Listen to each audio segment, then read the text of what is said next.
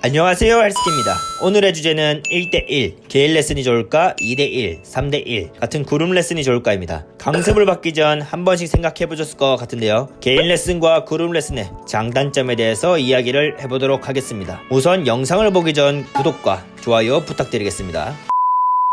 먼저 개인 레슨의 장점입니다. 개인 레슨의 가장 큰 장점은 강습생에 맞는 프로그램을 제시할 수 있다는 겁니다. 강습생의 실력과 나이, 통증, 경력, 원하는 목적, 이런 것들을 전부 맞춰서 진행이 가능하다는 겁니다.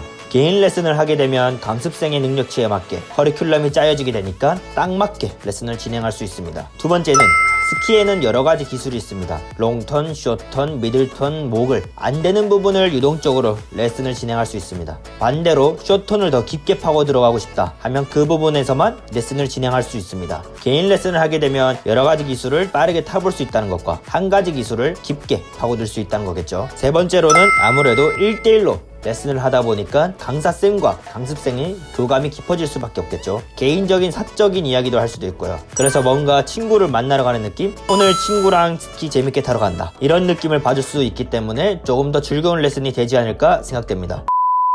개인 레슨의 단점입니다. 아무래도 개인 레슨의 가장 큰 단점은 가격이 비싸다는 겁니다. 예를 들어 100만원이라는 금액을 지불을 해야 하는데 혼자서 100만원을 지불하는 것보다는 둘이서 50만원씩 지불하는 게 더 저렴하겠죠. 두 번째는 2시간에서 3시간 정도를 강습을 혼자서 진행하기 때문에 기본적인 체력이 뒷받침해줘야 됩니다. 아무래도 체력이 떨어지게 되면 집중력도 감소하게 됩니다. 하지만 적절한 휴식과 강사님 스타일이 실기보단 이론이 더 중요시하여 말을 많이 하시는 분이라면 괜찮을 것 같아요.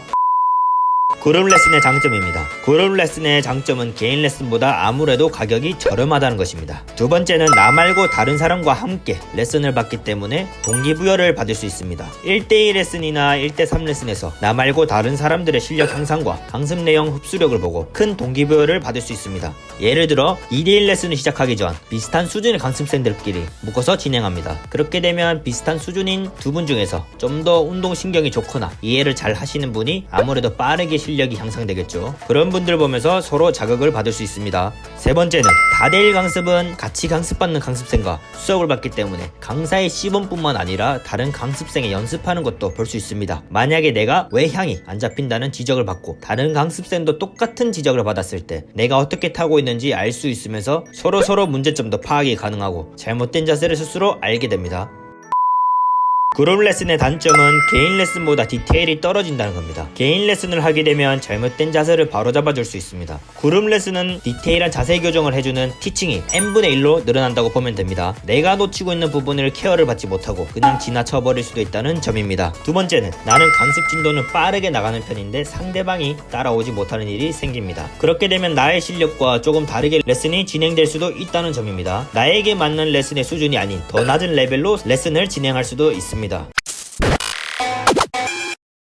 자, 이렇게 개인 레슨과 그룹 레슨의 장단점에 대해서 알아봤습니다. 레슨을 시작하기 전 잘 생각해 보시고 결정해 주세요. 시청해 주셔서 감사합니다.